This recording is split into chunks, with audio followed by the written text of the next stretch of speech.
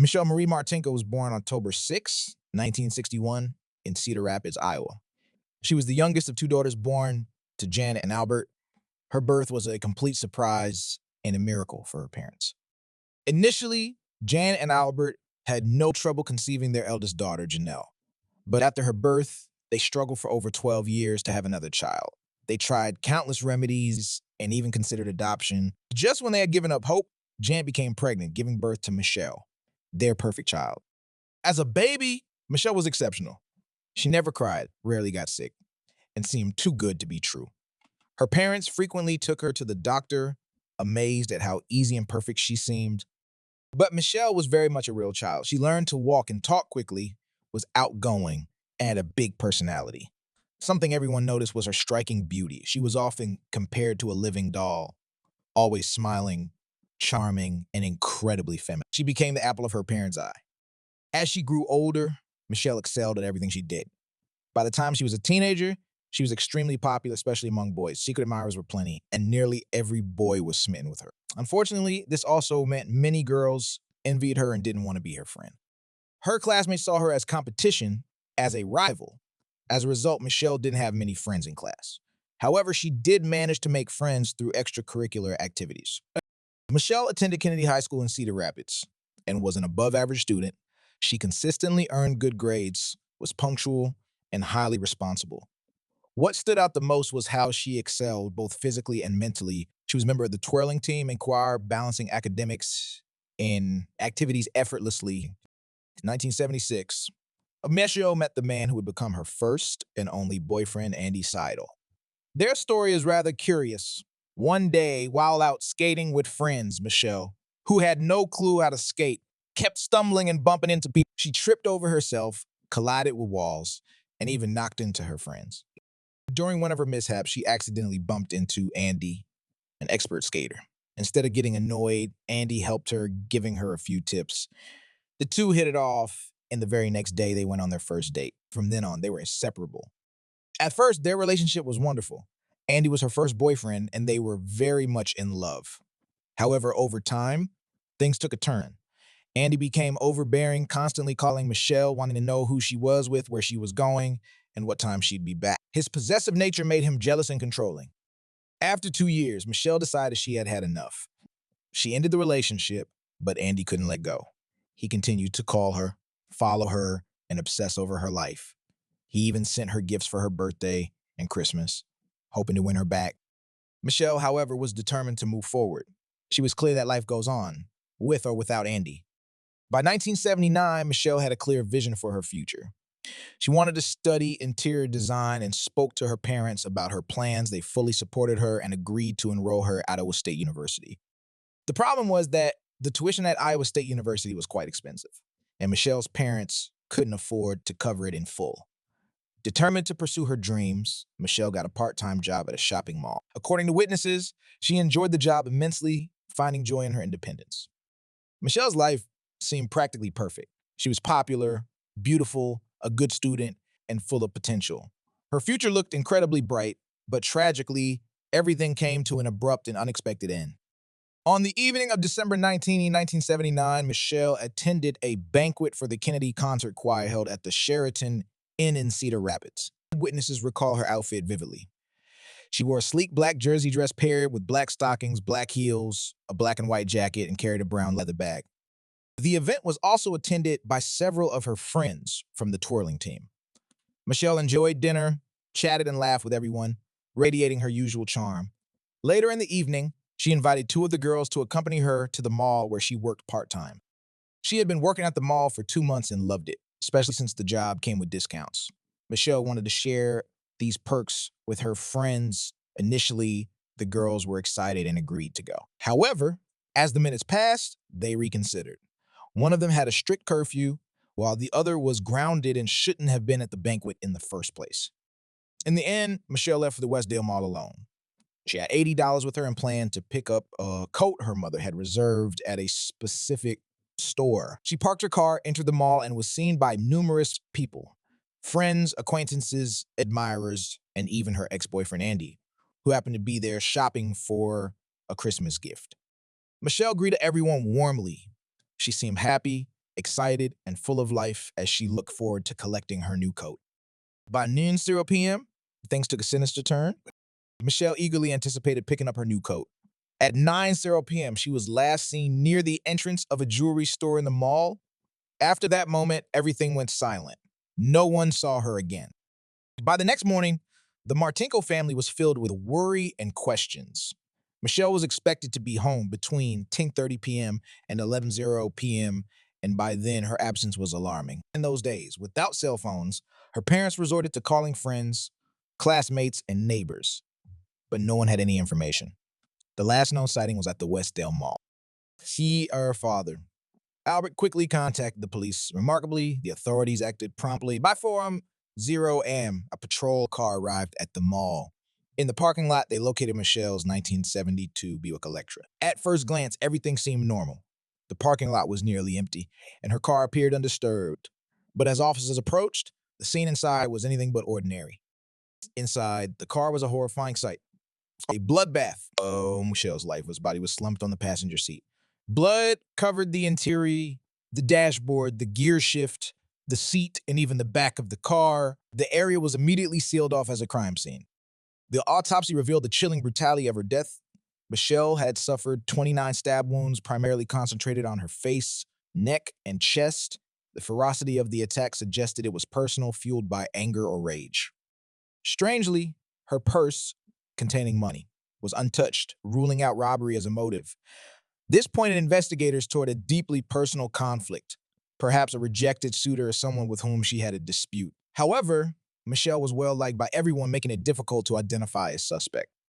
The coroner estimated her time of death between no point, and the weapon used was a sharp object. Though it might not have been a knife, adding to the mystery, the perpetrator appeared to have meticulously planned the crime. There were no fingerprints on the scene, and subtle marks on the car suggested the killer had worn gloves, ensuring no evidence was left behind. The case presented a grim puzzle for investigators, one that would challenge their ability to uncover the truth behind Michelle's tragic and untimely death. The investigators, operating on the assumption that the crime stemmed from extreme rage, initially dismissed the possibility of a female perpetrator. Their focus shifted immediately to a male suspect. They scoured for witnesses, anyone who might have seen or heard something, but no one came forward. At the time, advancements in DNA analysis were minimal. While samples were collected and stored, they couldn't yet be analyzed. Investigators instead turned to Michelle's social circle, friends, relatives, neighbors, and acquaintances for leads. This led to the emergence of a primary hypothesis. Her ex-boyfriend, Andy, might have been involved. Andy was known to be infatuated with Michelle and had exhibited stalking behavior in the past. However, he provided an alibi, claiming he had been home with his mother at the time of the crime. The Martinko family remained skeptical, convinced Andy's mother was covering for him, but the police couldn't substantiate their suspicions. For the time being, Andy was ruled out. Over the next 7 days, law enforcement received over 200 tips, many describing a mysterious stalker who had allegedly been following Michelle and calling her frequently.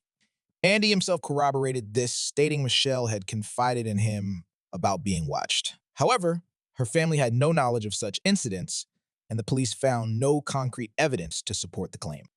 Investigators interviewed numerous people and even conducted polygraph tests, but the case stalled. As the years passed, no significant breakthroughs emerged, only theories, speculation, and rumors. Suspects emerged, then faded. The teenager with the knife. A teenager seen wandering the mall area with a knife just a week before the crime caught investigators' attention. Despite initial suspicion, he was ultimately ruled out due to a lack of evidence. The mall employee. A man working at the mall became a suspect after multiple reports of him harassing women and stealing mannequins. Despite his unsettling behavior, there was no connection to Michelle's murder, and he was dismissed as a suspect. The intruder, another suspect, was a man who had broken into a house in the same county, threatening a woman and her children. While this raised alarms, no links to Michelle's case were established. Despite extensive efforts, each lead led to a dead end, leaving the case cold and the Martinko family without answers. As time passed, this potential suspect was also ruled out. Investigators found themselves at a complete dead end. No suspects, no witnesses, and no evidence to guide them.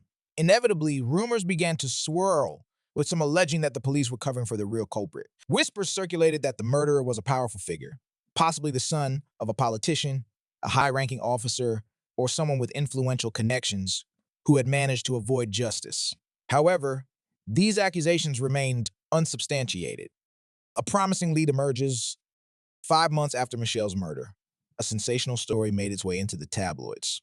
A woman who personally knew the daughter of the Public Safety Commissioner's secretary stepped forward with new information about the night of the crime.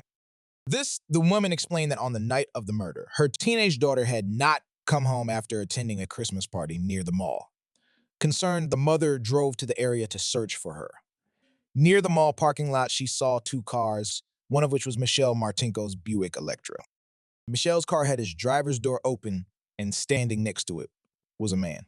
The man appeared to be hiding something, while inside the vehicle sat a blonde girl wearing a black and white jacket. The woman initially thought the couple might be talking, fooling around, or possibly using drugs. Assuming it was nothing out of the ordinary, she drove away, unaware that the next morning Michelle's murder would dominate headlines. The delayed attempt to share crucial information. Initially, the woman didn't tell anyone about what she had seen, but as the story stayed in the public eye, she finally summoned the courage to share her account with the secretary's daughter. The daughter promised to relay the information to the police. Months passed and no one contacted the woman for more details. Frustrated and suspicious, she decided to visit the police station herself. It was there she discovered that her account had never reached the investigators. Furious, she accused the commissioner of withholding critical evidence. However, despite her accusations, no charges were filed against him and the lead was seemingly discarded. This incident added to the growing frustration and mistrust surrounding the case. Was this negligence, incompetence, or deliberate effort to suppress information? The answer remained elusive as Michelle's case grew colder with each passing day. A dead end leads to new tactics. The investigation stalled as authorities continued to search for witnesses but found no leads. In a last-ditch effort, they decided to try hypnosis on anyone who might have seen the perpetrator. Through this unconventional method, investigators produced a composite sketch. On June 19, 1980, this sketch was unveiled during a press conference. The suspect was described a white male, 19 to 20 years old, approximately 1.80 meters tall, weighing 75 to 80 kg with brown eyes and curly brown hair. The sketch was widely distributed, appearing in newspapers, on television, on posters, and at public events. Yet, despite the massive publicity, no one came forward with information. In a bid to incentivize witnesses, authorities announced a $10,000 reward. Still, the silence was deafening. Michelle Martinko's family, particularly her father, Albert, was devastated. He blamed the mall for its lack of security, stating that if police or guards had been present, his daughter might still be alive. Albert filed a lawsuit against the mall, but it went nowhere. Over the years, both Albert and his wife passed away, never seeing justice for their daughter. A breakthrough in DNA technology. In 2006, a cold case investigator at the Cedar Rapids Police Department revisited Michelle's case. While a new tip led nowhere, the investigator had a groundbreaking idea to reanalyze the physical evidence using advancements in DNA technology. By this time, forensic science had progressed significantly. Investigators extracted a male DNA profile from the crime scene, separating it from Michelle's DNA. The profile was uploaded to CODIS, the National DNA Database. However, no match was found. Acknowledging that the perpetrator likely had no criminal record, police made a public appeal for DNA volunteers. A total of 125 individuals, including Michelle's ex-boyfriend Andy Siegel, provided their DNA. Andy was definitively ruled out as a suspect. The shift to DNA phenotyping, years passed without progress until 2017, when the police decided to try a cutting-edge approach. They enlisted the help of a company specializing in DNA phenotyping, which uses genetic material to predict physical characteristics. The results were revelatory. A new composite sketch of the attacker was created based on genetic markers. The updated image bore little resemblance to the original sketch released in 1980. This modernized profile reignited public interest in the case and gave investigators a renewed sense of purpose. While they still lacked a direct match, the advanced techniques brought them closer to identifying Michelle's killer than ever before. New leads, new sketches. The DNA phenotyping effort led to a drastically different image of the perpetrator. The sketch that emerged now showed a white male, around 80 kg in weight, with curly hair, vastly different from the original composite. As the new image circulated, many people, including Michelle's former classmates, friends, and acquaintances, came forward claiming the face seemed familiar. However, once again, no concrete evidence or names were attached to these claims, and the investigation stalled. A twist of fate, the case remained at a standstill until the following year when Brandy Jennings, a woman curious about her ancestry, took a DNA test. Her father had passed away some time before, and Brandy had no information about her father's side of the family. Hoping to uncover more about her heritage, she uploaded her DNA results to GetMatch, a genealogical site that has a direct link with law enforcement databases. Their unexpected discovery was startling. Brandy was a third cousin of the killer. This revelation sparked a new line of investigation, but the challenge was to determine which side of the family the killer belonged to, paternal or maternal. Yeah, after further digging, investigators identified three brothers who had grown up in Manchester. Oh. Donald, Kenneth, and Jerry Barnes. All three appeared to live ordinary, successful lives. They were married, had children, and held good jobs. The breakthrough, as part of their investigation, the police collected DNA from each of the three brothers. Kenneth and Donald were quickly ruled out. The focus now shifted entirely to Jerry Barnes, the final suspect.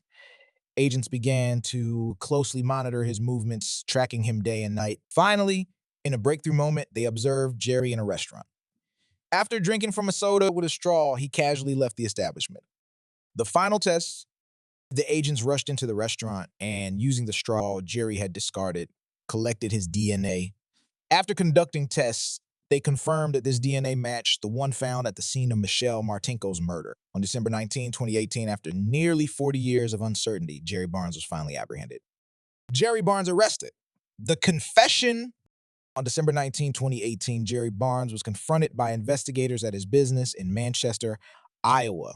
When questioned about his involvement in Michelle Martinko's murder, he denied knowing her and refused to provide a DNA sample. Despite his deflections, authorities arrested him, charging him with first-degree murder. At the time of the crime, Barnes was only 25 years old. The case raised many questions. Some rumors suggested that Barnes and Michelle might have known each other, with some claiming he had once been rejected by her, leading to a deep resentment. Others argued that they had never met at all, and the motive remained unclear. Regardless, what was undeniable was the fact that Barnes had lived an exemplary life after the crime. He married, had two children, and enjoyed success in multiple businesses, accumulating significant wealth over the years. Remarkably, he had no prior criminal record, a fact that seemed to make the case even more mysterious. Disturbing revelations. As investigators delved into Barnes' computer records, they discovered disturbing content, searches for grotesque images of crimes, particularly focusing on blonde women, along with fetishistic and unsettling interests. However, in the courtroom, these findings were dismissed as irrelevant, as it was argued that they did not conclusively link Barnes to Michelle's murder. One of the more perplexing aspects of the investigation was Barnes' fixation on another case unrelated to Michelle's. He continually referred to this case, indicating a potential psychological connection to his past actions. This case involved Jody, a woman who disappeared under suspicious circumstances after Michelle's death. These similarities between the two cases, particularly the lack of evidence and the eerie connection in Barnes' behavior, led some to speculate that both crimes might be linked, with the same killer responsible for both. Unanswered questions. Despite the evidence pointing toward Jerry Barnes, other aspects of the investigation remained uncertain. There was a debate over the DNA testing, with objections raised due to the fact that Barnes' DNA was taken without his consent. Fortunately for investigators, the prosecution overcame these hurdles, and Barnes' conviction was secured, though some still wonder about the true extent of his involvement and whether he could be linked to other unsolved cases. In a turn of events, Jerry Barnes' actions, specifically his decision to leave a straw at the restaurant, played a pivotal role in the investigation. This seemingly innocent action actually allowed the police to collect his DNA as it no longer belonged to him, thereby making it admissible in court. Despite his attempts to dismiss the evidence, it became a crucial link to the Michelle Martinko case. That trial, unfortunately, faced several delays, but it eventually took place on February 24, 2020. After careful deliberation, the jury found Barnes guilty of first-degree murder. On August 7, 2020, He was sentenced to life in prison without the possibility of parole. Despite his efforts to appeal the sentence, the Iowa Supreme Court rejected his appeal, and to this day, Barnes remains incarcerated, serving his sentence. The case raised several complex questions. Was Barnes the infamous stalker Michelle had rejected, or did they have no connection at all? His sudden, violent act against her after so many years of living an ordinary life remains a troubling mystery. Despite the mountain of evidence, some may still wonder about the true extent of his motivations and whether justice was fully achieved. So, what do you think? Was justice served in this case? Do you believe Michelle and Barnes had a prior connection, or was this an isolated incident? Leave your thoughts in the comments below. That's it for today's video. I hope you found this case as fascinating as I did. Don't forget to like and leave a comment sharing your opinion on the case. Thanks for watching, and I'll see you in the next video.